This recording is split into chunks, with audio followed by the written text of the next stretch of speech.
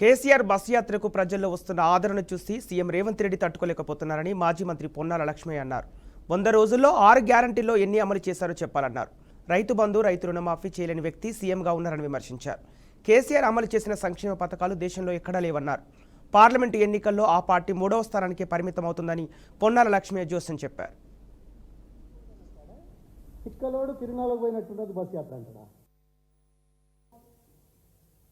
60 లక్షల మంది కార్యకర్తలు ఉన్న పార్టీని అవహేళన చేయడం నీ వ్యక్తిత్వానికి నీకే చెల్లింది. ఏదో తిక్కలోడు తిరునాలకు పోయినని అంటాడా? తిక్కలోడు తిరునాలకు పోయినట్టున్నది బస్ యాత్ర అంటాడా? తిక్కలోడా? నేను కొద్దిగా అయిన తర్వాత చెప్తాను మిగతా విషయాలు. ఎవరు తిక్కలోళ్ళు, ఎవరు ఈ దేశంలో ఏం చేసిందో, ఎవరి చరిత్ర ఏదో చెప్తాను. ఒక్క నిమిషం అదే తిక్కలోడు అనుకున్నా. తెలంగాణ ఇచ్చారు కదా, గత్యంతరం లేక ఇచ్చిన తర్వాత కూడా ప్రజలు ఆదరించారు కదా.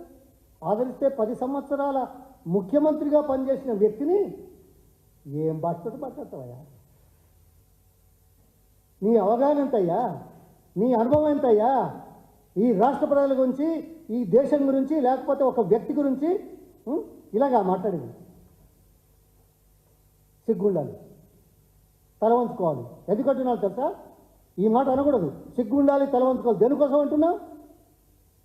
ప్రజలు మెచ్చిన, ప్రజలు ఇచ్చిన ప్రజాస్వామ్య పద్ధతుల్లో ప్రజాదరణ పొందిన వ్యక్తులను ఈ రకంగా మాట్లాడడం సిగ్గుచేటు, తల వంచుకోవాలి, రాజకీయాల నుంచి తప్పుకోవాలని చెప్తున్నారు.